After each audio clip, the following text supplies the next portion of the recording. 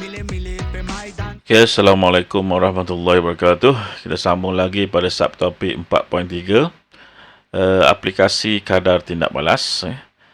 Okay, kita akan tengok pada jadual 4.2 untuk kita bincangkan mengenai dua proses industri, iaitu proses Haber dan proses sentuh yang mengaplikasikan konsep kadar tindak balas. Okay. Jadi kita tengok dahulu mengenai proses Haber. Okay. Jadi bahan tidak balas yang digunakan, kita ada nitrogen dan hidrogen dalam bentuk gas. Faktor yang digunakan, yang ditetapkan dalam proses ini, suhunya pada 450 darjah Celsius sehingga 550 darjah Celsius. Maksudnya ini suhu yang sangat tinggi. Tekanan pada 200 atmosfera juga sangat tinggi. Makin yang digunakan serbuk besi, itu ferrum. Okey, tindak balas. Dalam proses Haber, campuran gas nitrogen dan gas hidrogen dalam nisbah isi padu 1:3 pada suhu 450 darjah Celsius sehingga 550 darjah Celsius dan tekanan 200 atmosfera dialirkan melalui serbuk besi yang berfungsi sebagai mangkin dan molybdenum sebagai penggalak, iaitu bahan yang ditambah kepada mangkin untuk meningkatkan aktivitinya dalam penghasilan amonia. Jadi ini persamaan dia.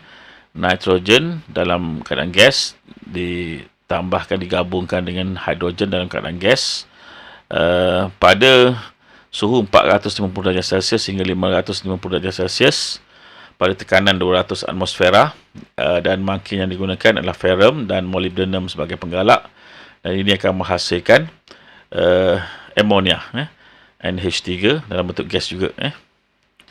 Jadi hasil tindak balas adalah amonia. Manakala untuk proses sentuh pula, bahan tindak balasnya adalah sulfur, udara dan air. Okey, faktor yang ditetapkan, suhu 450 darjah Celsius, tekanan 1 atmosfera, mangkin vanadium 5 oksida, B2O5. Jadi dalam proses sentuh, sulfur dibakar dalam udara berlebihan untuk menghasilkan gas sulfur dioksida, SO2 dalam bentuk gas. Jadi sulfur tambah oksigen menghasilkan sulfur dioksida.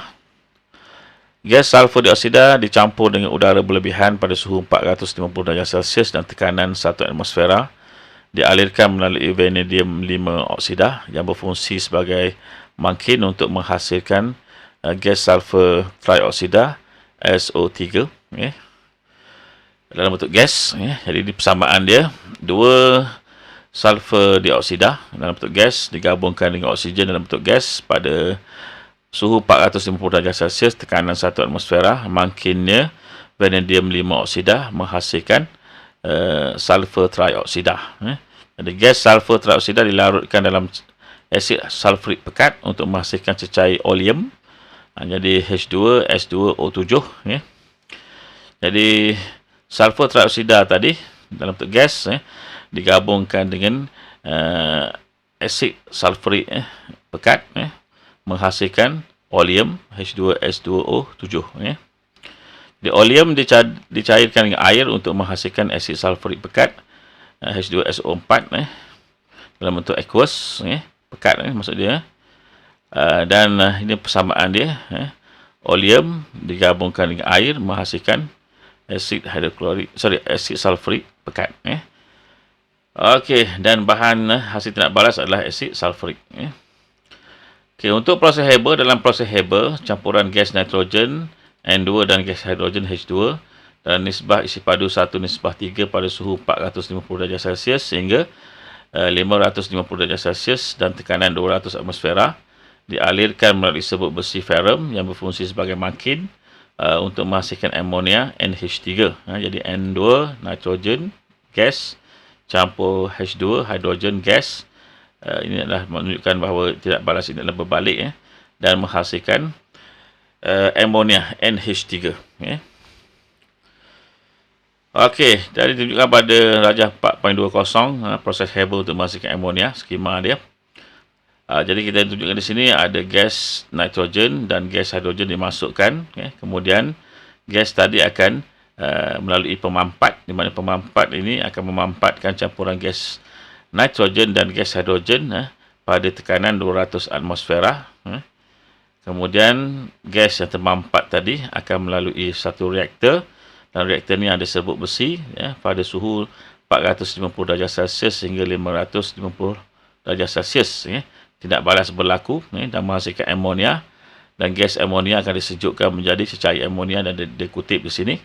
Kemudian gas nitrogen dan gas hidrogen tidak bertindak balas akan dialirkan semula untuk melalui peringkat pemampatan semula untuk ditukarkan menjadi amonia.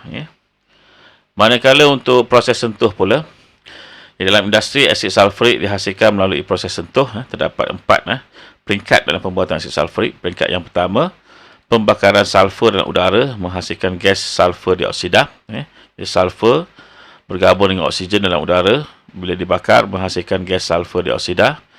Peringkat yang kedua, gas sulfur dioksida dicampurkan dengan udara untuk menghasilkan gas sulfur trioksida. Digabungkan sekali lagi dengan oksigen di sini. Sulfur dioksida digabungkan dengan oksigen menghasilkan sulfur trioksida. Proses ini dilakukan dalam keadaan berikut untuk menghasilkan hasil yang optimum.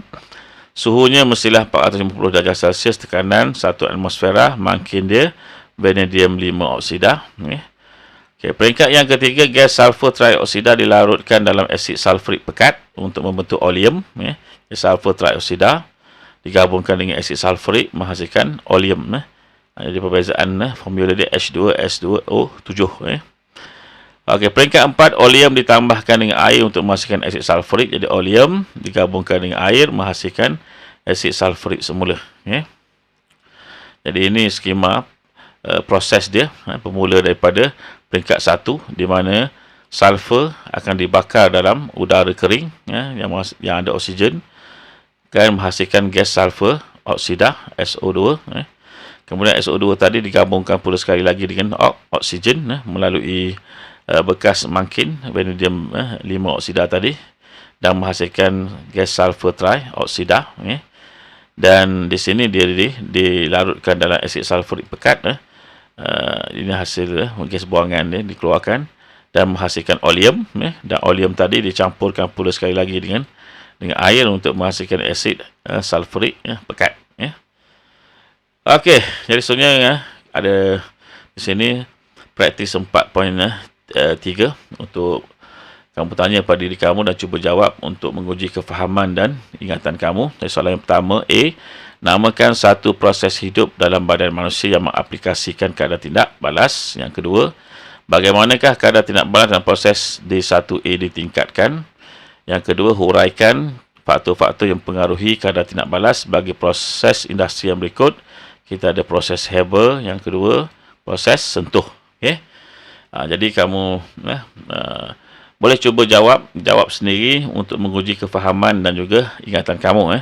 Untuk latihan kamu, cikgu akan sediakan soalan dalam Google Form untuk kamu jawab dan hantar kepada saya. Assalamualaikum warahmatullahi wabarakatuh.